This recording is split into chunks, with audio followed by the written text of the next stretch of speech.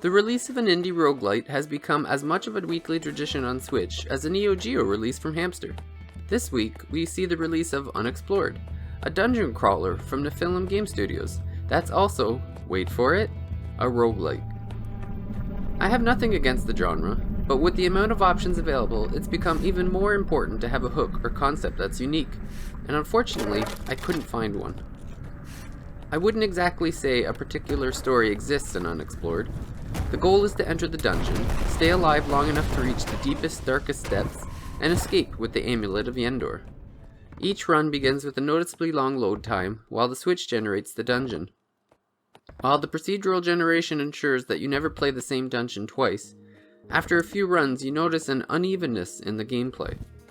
The purpose of a roguelite is to enjoy progression, to learn from multiple deaths, and apply your knowledge to future runs. It just felt like these principles weren't being applied here. In one run, I may survive a few floors down, learning the tactics of a few enemies along the way. In my next run, I would run into a situation where I was completely destroyed by an enemy, or another situation where I was completely undermatched. On the subject of combat, I didn't particularly like its implementation here. Unexplored has an aesthetic that I would describe as a less colorful version of Tumbleseed. The characters are simple shapes, such as the main hero who is a circle with a few distinctive features. The weapons are just small protrusions that represent swords, daggers, throwing knives, etc., and have two disadvantages.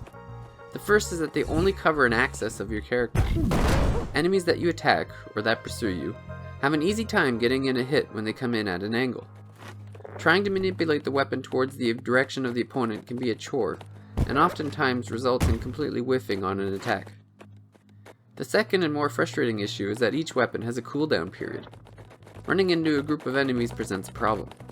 If you were to go on the offensive and attack, your weapon is useless for a moment after landing the hit, and a second enemy will be able to get through since the weapon cannot be used defensively when cooling down. This issue is meant to be resolved with the inclusion of a second weapon, equipable by your character.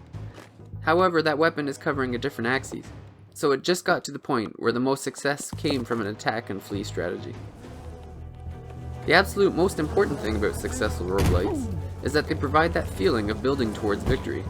After death, a list of possible achievements and how many of them you were able to complete is displayed, as well as the floor that you died on and the amount of gold you had on you at the time.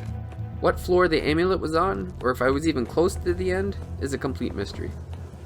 After a few short tries to get a handle on the combat and learning to traverse the dungeon, I began consistently making multi-level runs.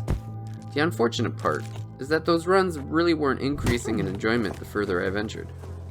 With the ever-increasing amount of roguelite titles to choose from, I think I'd rather just play one with better combat and a better crafted dungeon.